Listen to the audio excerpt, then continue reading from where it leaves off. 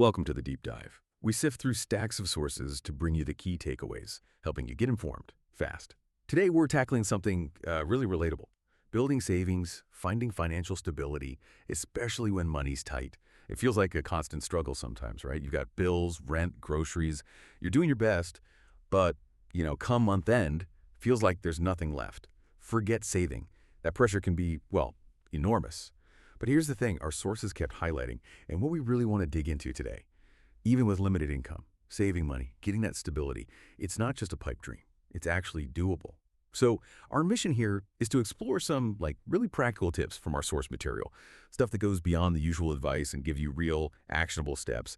We think you'll find them pretty effective, maybe even shift how you see your own financial potential.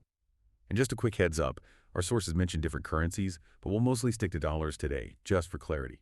The principles, though, they apply anywhere. Exactly. And what we're looking at isn't just, the numbers game of managing money. It's really about giving you the knowledge that lets you make actual changes in your life. Doesn't matter where you're starting from. These ideas are meant to give you a real path forward, help you take control. Okay, so let's jump right in then. The absolute first step, maybe the most critical one. Just knowing, really knowing where your money is actually going. Sounds simple, I know. But most of us, we think we know, right? We have a rough idea. But when you actually track it, the reality can be, pretty surprising. Yeah, our sources pointed out something interesting. It's often not the big one-off purchases. It's what they call the micro spends. That daily coffee, maybe those late night food orders that seem small at the time. One study we looked at found people underestimate these little leaks by 30% on average. That adds up to hundreds, maybe thousands over a year without even noticing. That's why tracking is so powerful. And the method suggested is really straightforward. Track every single expense for at least 30 days. You don't need anything fancy. A simple notebook works great. Totally. Or an Excel sheet if you like spreadsheets. Or there are free apps, things like Mint or Money Manager. The key is just to write down every dollar, every penny. It's kind of amazing how quickly the small stuff adds up when you see it all laid out. And what's fascinating there, I think, is that it's not just about bookkeeping. It's really about getting clarity, getting control. Once you see the numbers, plain as day, then you have the power to make smart decisions. It's not just about cutting back randomly. It's about choosing consciously where your money goes based on what actually matters to you. That way, it doesn't even feel like deprivation. Yeah, that clarity is everything. So, okay, you've tracked the clear picture. What's the immediate next step? How do you act on that info? Our sources really hammer home the need to separate your needs from your wants, especially when funds are limited. Right, the fundamentals. Exactly. Needs are defined pretty clearly. Rent, basic food, utilities, essential transport, the stuff you absolutely need to live and function. Wants, on the other hand, eating out a lot, multiple streaming services you barely watch, new clothes when your old ones are fine, nice things maybe, but not essential. Yeah, the extras. And the material gives this quick, kind of powerful trick. Before you buy something, anything really, ask yourself, if I lost my job tomorrow, would this still be important? Ooh, that's a good one. It really forces you to pause, doesn't it? It shifts you from impulse to thinking about real value, real necessity. That simple question can stop you from making purchases you'll regret later. It helps you line up your spending with what you truly prioritize for the long haul. It's a mindset thing, really. Definitely a powerful question. Okay, moving on. Let's talk about a really big impact area, tackling those fixed expenses. The recurring monthly costs that feel like they're set in stone. But our sources had some surprisingly practical ideas here. Yeah, often there's more wiggle room than you think. For sure. Take housing, usually the biggest chunk. We read about someone, let's call her Maria. She cut her housing costs almost 40% just by getting a roommate. Freed up hundreds every month. Wow, that's significant. Right. Or maybe looking into a slightly cheaper area when your lease is up. Even small shifts help. Then utilities. Simple stuff. Switch to energy-saving bulbs. Make it a habit. Lights off, fans off when you leave the room. It adds up. Transportation, too. The sources stressed thinking about public transport or carpooling. They actually said it can save thousands each year compared to owning a car. The hidden costs of car ownership are huge. Right. Insurance, gas, maintenance. Exactly. And finally, subscriptions. We all have them. Streaming services, gym memberships you maybe don't use enough. Guilty. Yeah. Cutting the ones you don't really use can free up more cash than you'd think. And the beauty of tackling these fixed costs is every single dollar you save here, it's not a one-off, is money that stays in your pocket every single month. That creates this steady compounding effect on your stability, gives you breathing room consistently. That compounding effect is key. Okay, so from fixed costs, let's shift to food. Our sources call this one of the biggest expenses for low-income households. Makes sense. And it's an area where smarter habits can really pay off big time. Absolutely. A huge budget item for most people. Yeah, and the sources really highlighted how much eating out drains the budget. Mm-hmm. Even just twice a week. There was this one story, someone tracked their spending and realized their twice-a-week pizza habit was costing them almost as much as a month of groceries over time. Oof. Yeah, that tracks. So some practical tips from the research. First, plan your meals. Make a weekly menu, write a list, and stick to it at the store. Cuts down impulse buys, cuts down waste. Meal planning is a game changer. Totally. Second, buy in bulk when it makes sense. Staples like rice, lentils, flour, often cheaper per unit in larger amounts. Third, and this is probably the biggest one, cook at home. Way cheaper than restaurants or takeout. And lastly, avoid food waste. Use leftovers. Turn last night's dinner into the day's lunch. It's smart, saves money. You know, what's great about that, especially cooking at home, is that it's not just cheaper, it's usually healthier too. So you're boosting your financial health and your physical health. Yeah. It's like a double win, improving overall well-being. That's a fantastic point. Double win.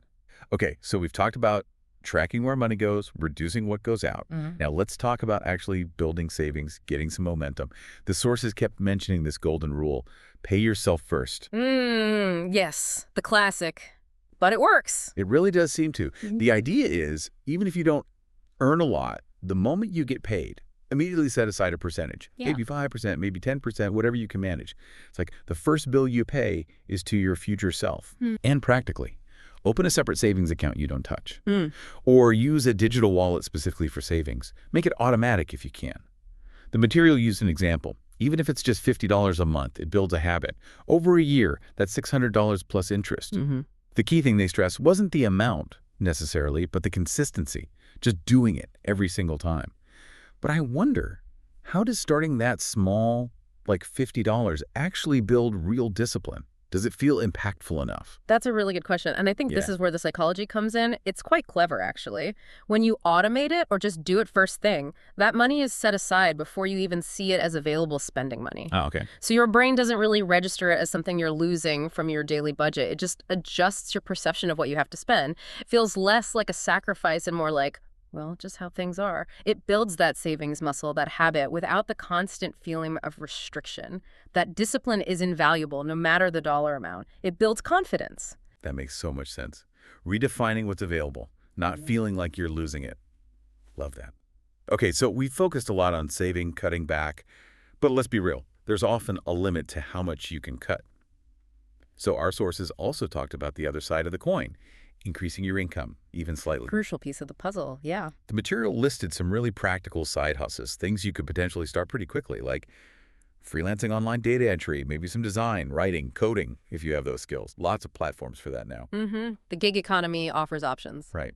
Or part-time tutoring, using knowledge you already have, selling stuff you don't need anymore, online declutter and earn, even starting a small home-based business like baking or crafts, if you have a skill people value. And the sources put numbers on it too, saying even an extra $200, $500 per month can give your savings a big boost. That can make a real difference. Absolutely. And the power there isn't just the extra cash, though that's great. It's about diversifying. Having more than one income stream, even a small one, builds resilience. It accelerates your goals. It's about using your skills, your time creatively. It gives you more control, more options. More options, exactly. Okay, remember earlier I mentioned a powerful mindset shift? I do. Well, let's get to it because it kind of ties everything together. One of the biggest takeaways, maybe the most profound one from our research, was this. Don't focus so much on how little you earn.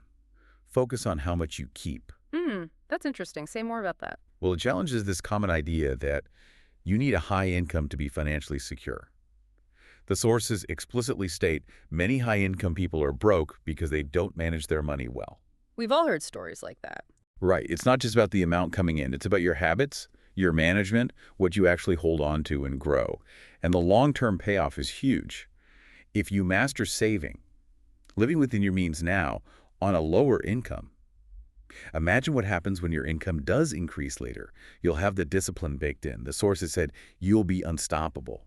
You'll know how to make that money work for you. That is such a critical point. The real skill, the one that builds lasting wealth, isn't just earning. It's the management, the retention. That mindset shift is incredibly empowering. It puts the control back in your hands no matter what your current paycheck looks like. Bro. It totally flips the script on what being wealthy actually means. It's about being a smart manager of resources, not just a high earner. Couldn't agree more.